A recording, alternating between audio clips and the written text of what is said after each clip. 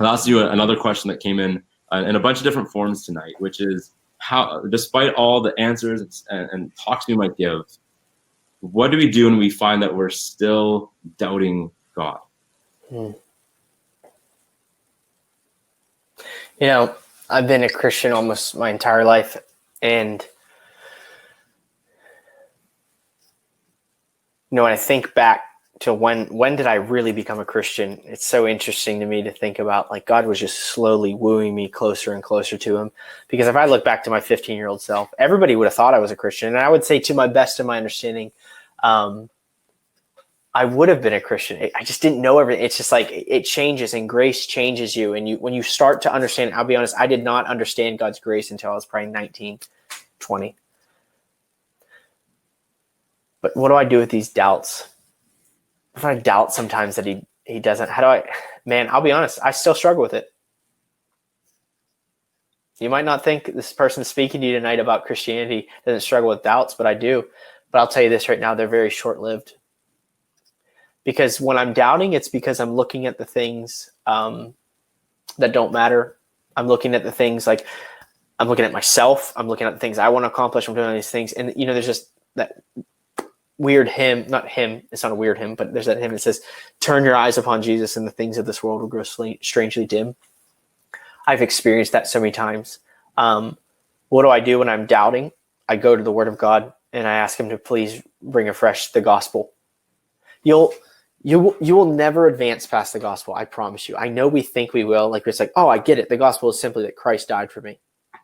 No, it's way deeper than that. It is that. It's not less than that, but it's so much more than that. And I'm telling you, this is the thing that angels still don't understand. They still look upon and wonder that God himself would come down, and you need to sit there and you need to think, he actually did that for you. Like, messed up you. Like, he looked at you and he says, yeah, mine. And here's the most beautiful thing. Even in your doubting, he's not regretting what he did for you. He doesn't want to say, shucks, this is dumb. This person's doubting my. That's what's so unbelievable to me about Christianity, is that I know the truth, and yet sometimes I still choose not to do it, and yet God is still there offering me grace. What more do you want? So it's okay to have your doubts. It's okay to struggle with those things, but don't sit on them. Go to the Lord with them. There's a whole book. So much of the Psalms is just people complaining, just saying, God, where are you? I don't believe you. Like, are you actually there? The book of Lamentations is just lamenting. It's all these, God, it's okay. The Bible gives you every ability to go to him with your doubts. But the question is, who are you going to those doubts with? Are you taking to him?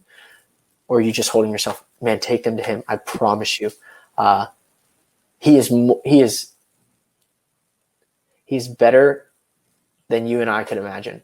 And he's sweeter than the best food we've ever had.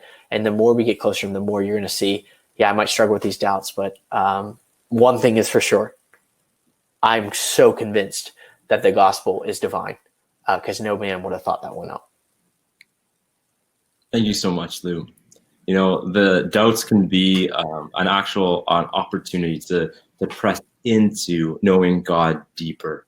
Yeah. And so Lou and I, our full-time job is traveling the globe, getting to speak to teens in all ages and wrestling through questions. And I know that for myself, the way that I'm able to even do this is precisely because I'm someone that just so naturally doubts. And so as I've had to wrestle with these questions myself, why believe the Bible when there's so many holy books? And is there evidence that Jesus rose from the dead? As I've wrestled with that myself, it didn't just stay in the place of stewing in doubt, but sought out answers. I've now been able to help my friends and people around the world be able to wrestle through this. And so if you're someone like Lou and I who struggle with doubt, I'm sure that it's an invitation from God to actually press in for answers.